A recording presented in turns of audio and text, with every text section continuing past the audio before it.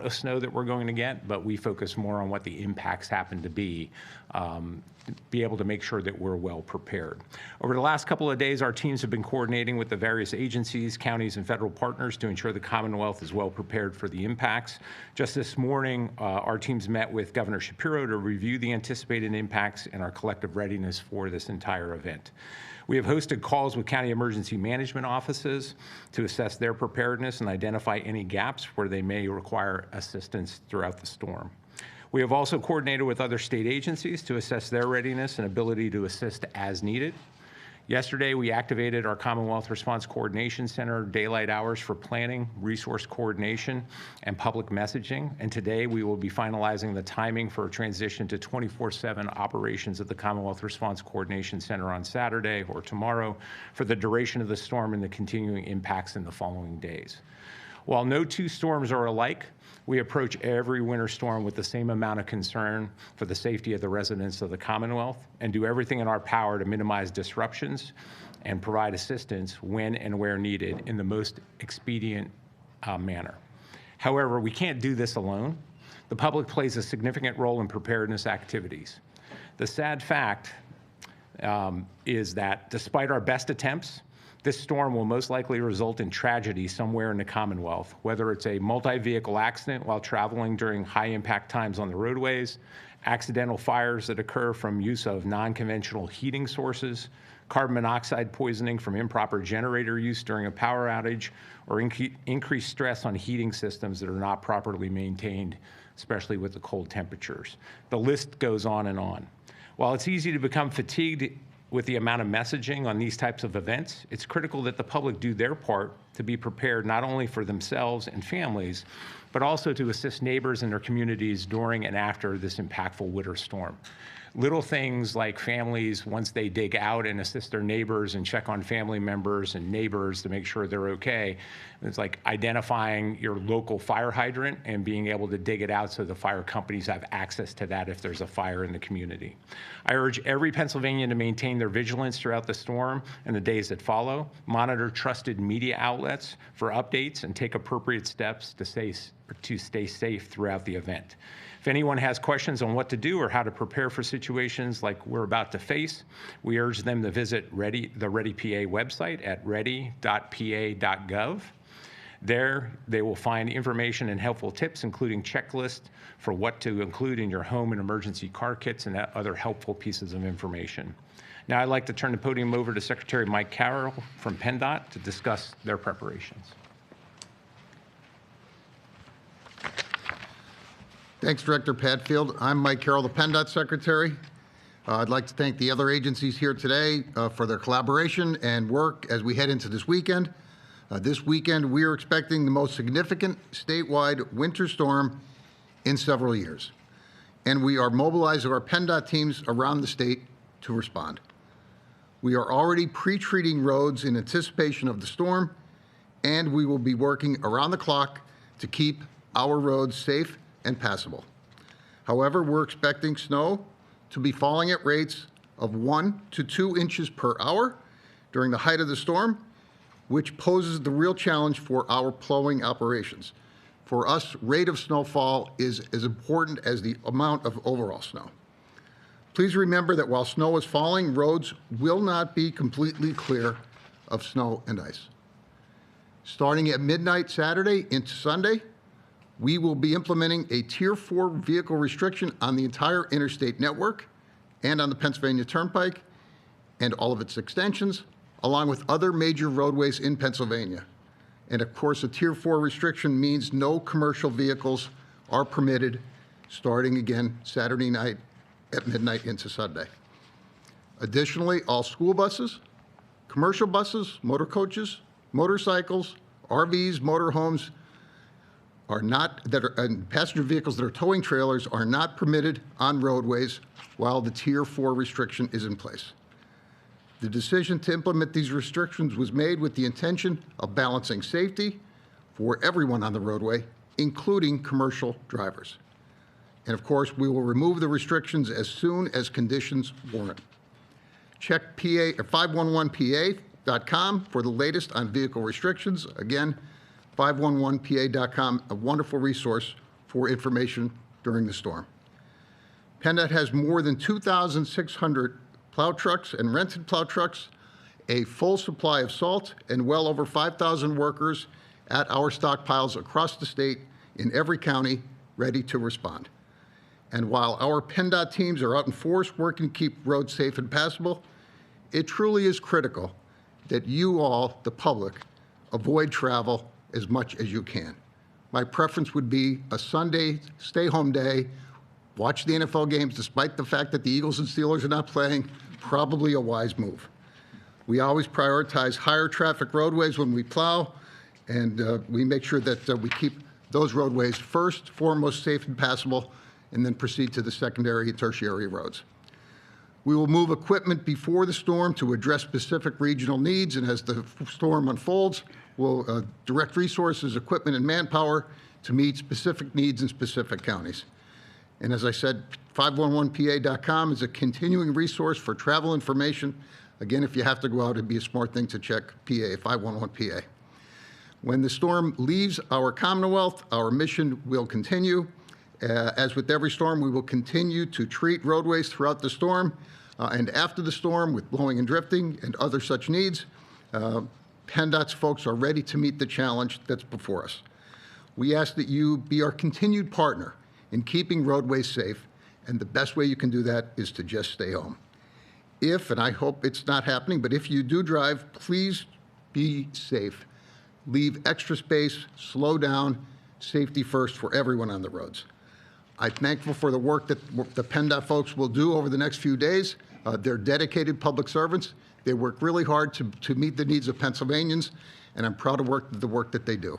And I'm happy to turn the podium over now to my friend Mark Compton from the Turnpike.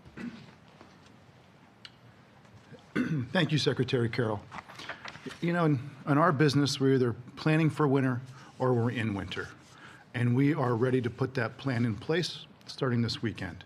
And a key part of that plan has been communication and coordination. And I can tell you, with the leadership of my colleagues behind me, the coordination and communication has been the best it's been in my career here at the Turnpike and with PennDOT.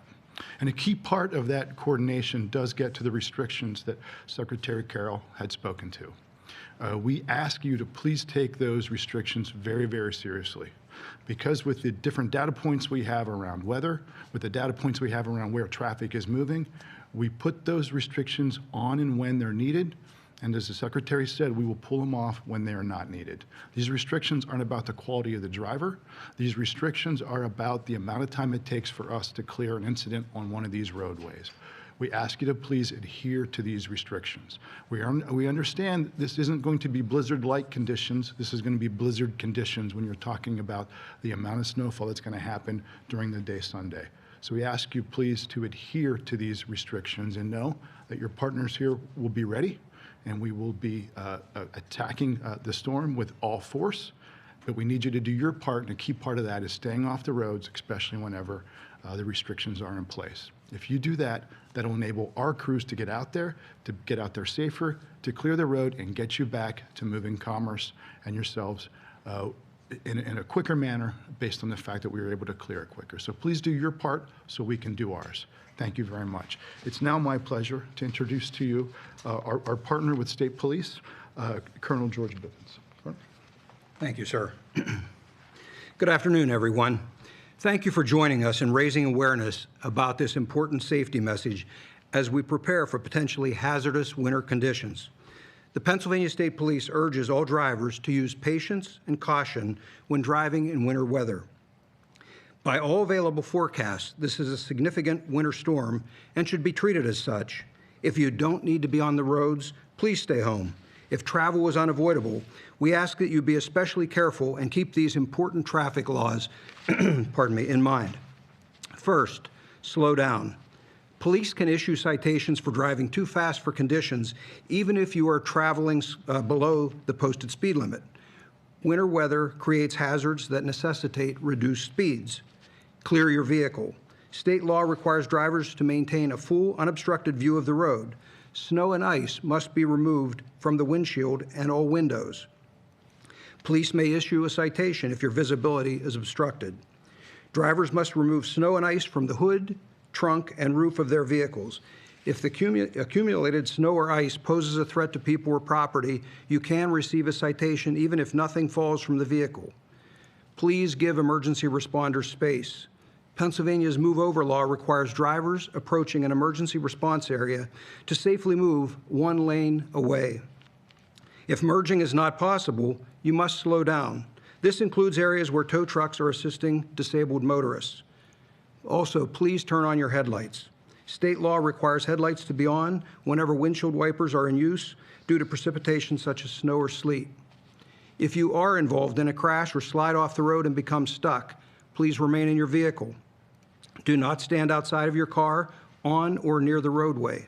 In most situations, you will be safer inside your vehicle with your seatbelt fastened and your hazard lights activated. Adjust your driving conditions for winter, or driving technique rather, for winter conditions. Slow down, increase your following distance, and avoid sudden stops or sharp turns. Use extra caution on bridges and ramps, which freeze more quickly than other road surfaces. In heavy or blowing snow, use low beam headlights. Be aware of vehicle restrictions and reduce speed limits on the turnpike, interstates, and roadways.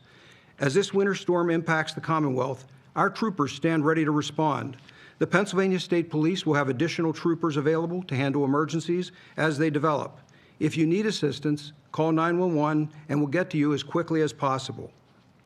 In summary, please be prepared, monitor changing weather conditions, and avoid unnecessary travel. Staying off the roads helps emergency responders and road crews do their jobs and keeps everyone safe. Your choices on the road can protect your life and the lives of others. At this time, we'll open it up to any questions that any of you may have. Hey, Randy, what makes this storm particularly dangerous? I know we haven't had one like this in a while.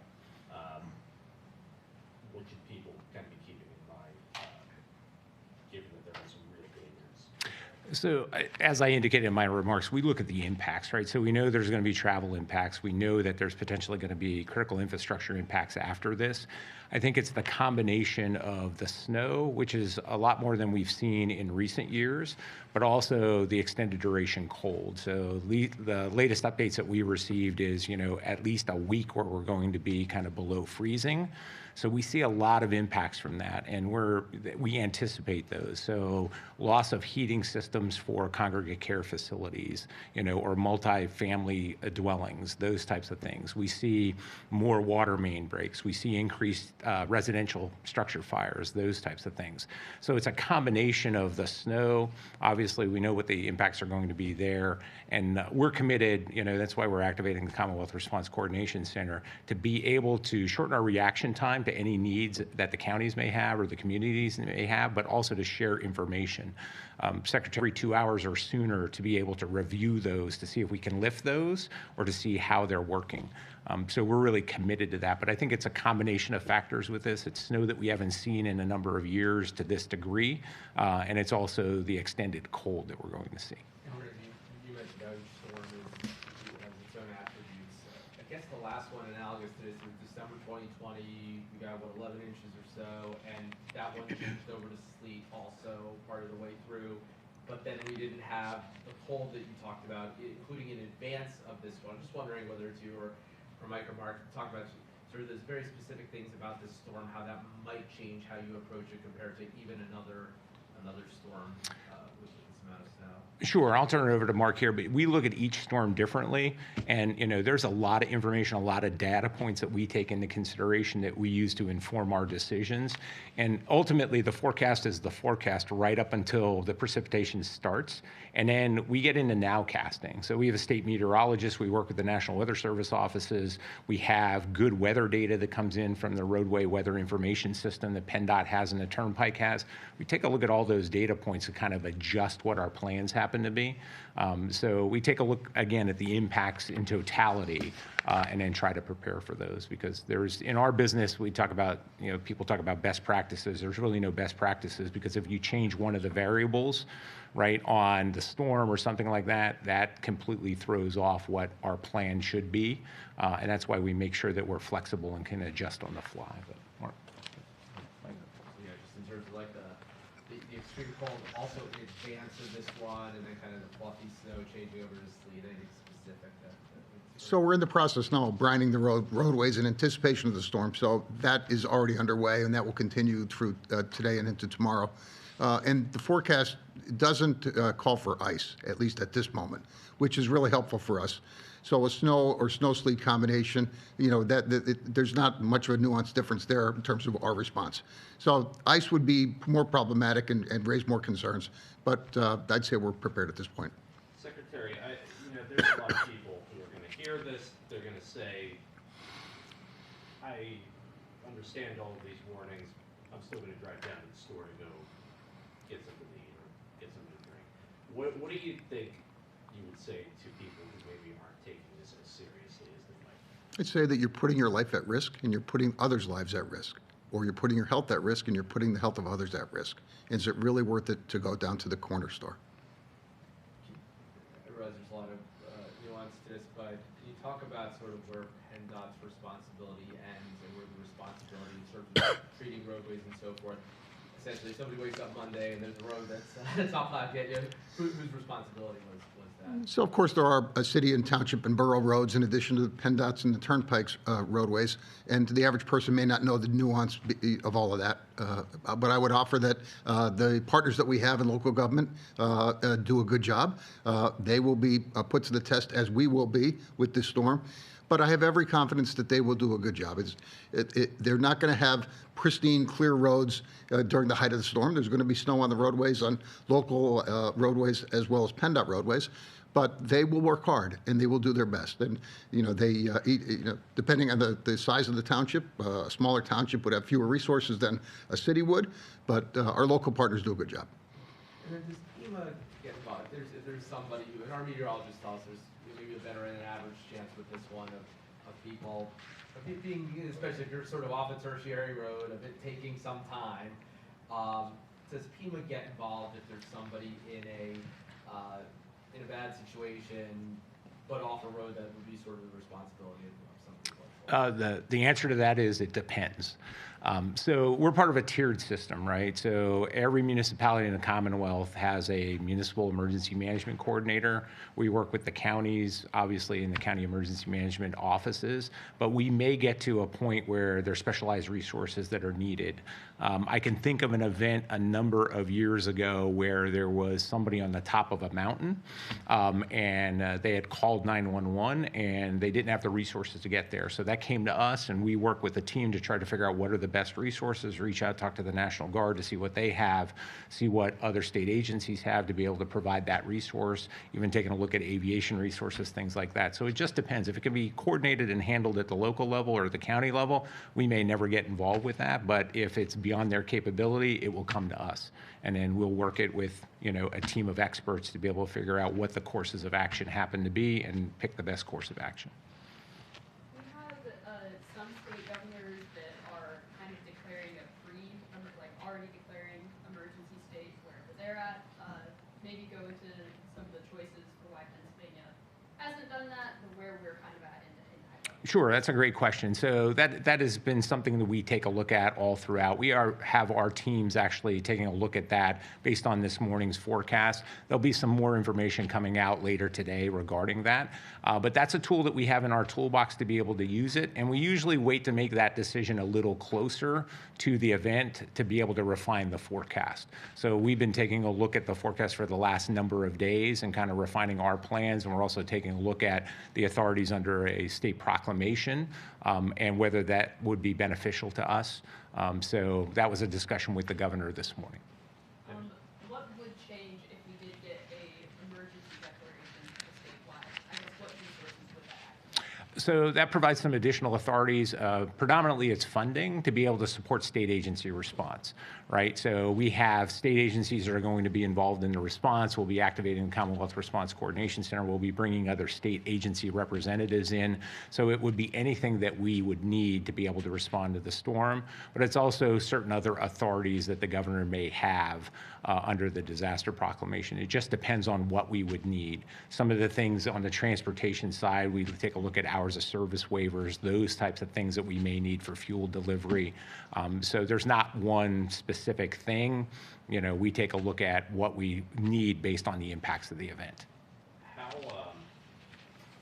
you heard from the federal government at all about this? Have they offered any resources or gotten involved? We have actually. So we were on, in fact, right before I came down here, we're on a coordination call with the National Response Coordination Center and FEMA, and the FEMA regions were on it as well. We had a FEMA region coordination call earlier this morning, director's call. We had a call yesterday. I believe the DHS secretary did reach out to make contact with the governor as well. So the federal government has been, willing to be able to provide resources, anything that we need at this point in time. The one good thing about Pennsylvania and the Commonwealth is we're pretty robust when it comes to resources. We've seen winter weather before. We have good plans in place. Secretary Carroll alluded, a lot of really good people out there to be able to maintain the roads. But it doesn't mean it's going to, or that we're going to be able to keep it within our capabilities. If it does exceed our capabilities, we have a process in place to request assistance. Back to Karen's question about sort of some of the differences between Pennsylvania and maybe other states. You know, Pennsylvania aims for safe and passable roads, and other states have clear road policies. Is there a practical difference between that in terms of how whether it's PennDOT or Turnpike or others approach? I'll turn that over to our transportation partners. I'll follow me on this one. So it's worth reminding folks, the PennDOT has 44,000 miles of roadway, so it's an impossible assignment for them to be bare and clear during the entire storm. So we have the 511 PA lets folks see where the plow trucks have been, how recently the road has been cleared. We do our level best to keep the roads passable, again, focusing on the interstate and the high volume roadways first, and then moving down from there. So it's, as I stated during the event, the rate of snowfall for us is the challenge. You know, a rate of an inch or more per hour presents a much more challenging environment for us than a rate of snow less than an inch an hour. So and so we reconcile the available resources we have with the network that we have, and that results in what I would consider to be a very responsible response to the storm. And I know the Turnpike is a different plan because they have different resources. Mark? Sure. Yeah, I think as Randy stated, there has to be a different approach for each storm. And that's definitely the case with this, and that's why the coordination and the collaboration is so important. So what I mean by that is our materials that we would use, which is the same materials as salt, reacts differently at 2 degrees, at 12 degrees, at 30 degrees, at minus 12 degrees. So in that, sometimes there is reason to have a little bit of a material down, and also a little bit to get traction. So at times, based on the temperatures, based on the blowing, based on if there's sleet, all that changes based on what we're seeing with the eyes and ears on the roadway. And the good news is, based on the investments that have been made, we now have more than ever eyes and ears on the roadway that tell us what the conditions are like out there. I got a question for Commissioner Bivens and Randy. When you're talking about first responders showing up during these emergencies, because people have emergencies, things happen. Yes. Can you talk about just kind of the risk that they're also in, and why people may want to try to avoid unnecessary behavior that might end up putting Right. people at risk? Well, certainly some of the same risks that I talked about to the motoring public if they venture out are the risks that our troopers encounter when they're out. Those roads are just as bad for them to navigate, but it's part of their job. They'll do it, and they'll get there. They're going to have to take their time. We give them the best equipment that we can and prepare them to be able to respond. Again, every time someone calls, it puts someone else at risk. It goes back to our message and our request to just please stay home. We can mitigate that risk for everyone. It ties up emergency resources, doesn't it? Yeah, it does. So, the 911 centers, that's one of the data points we'll be monitoring is, call volume into the 911 centers. But if we can reduce risk to any first responders by not putting them in harm's way, especially on the roadway, we're going to try to do that. And that's part of the messaging here, that if we don't have to put them out, if you're driving a 60 or 80,000 pound piece of fire apparatus, obviously, there are challenges on snow covered roads with that. So, if we can reduce the possibility necessarily them having to go out and, obviously they are going to have to go out during the storm, but as long as it's not something that could have been prevented, right?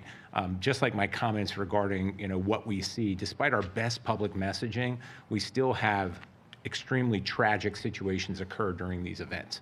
And that's the one thing that we try to focus on, is that we really want to try to prevent these. And part of that is preventing, or lowering risk to emergency responders. If they don't have to go out in these situations because people's cars spun off the road or something else happened or there's a vehicle accident, that reduces their risk. We're encouraging people to just kind of like stay home on Sunday. Do we have an estimate right now for maybe like Monday, Tuesday, when those roads will probably be cleared up and safe to go out? I think, and I don't want to speak on behalf of everybody up here, but I think a lot of that's going to be dependent on the amount of snow that we get, right? And how much mixing we see and those types of things. And that's why we take a look at real-time data all the time. And it's just not the data points that we're getting from the weather information system. It is when we look at, travel restrictions and bans, Pennsylvania State Police provides input from their troopers that are out on the street or on the roads. We get reports in from PennDOT and the Turnpike of what they're actually seeing to make sure that the weather data is matching up with what we're thinking is occurring out there. So like I said, we try to take as much data in as we can to make good informed decisions. I think a lot of that is going to depend on how this storm evolves. What have you heard from the power companies? Because I know lines go down, service gets interrupted. If somebody's power goes out, the whole block goes out, the neighborhood goes out. How fast are power companies going to respond and FEMA get involved when you've got a large number of people affected? We can, again, it depends on the situation. So we have good connectivity through the electrical distribution companies with the PUC. So normally before these events, the PUC will work with their EDCs or electrical distribution companies to do what they believe is a projection on power outages. The good news with this storm, at least right now, is the winds won't be as severe as we've seen with other storms. So we think that there will be less potential for significant power outages. We're guessing there's still going to be, or anticipating there's still going to be localized power outages, but we track those and we track the power outage data.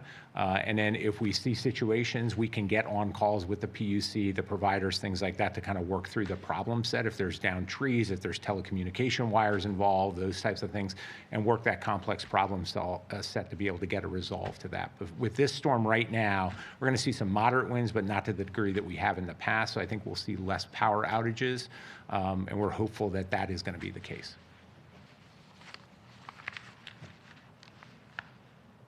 Any other questions? Okay, thank you all.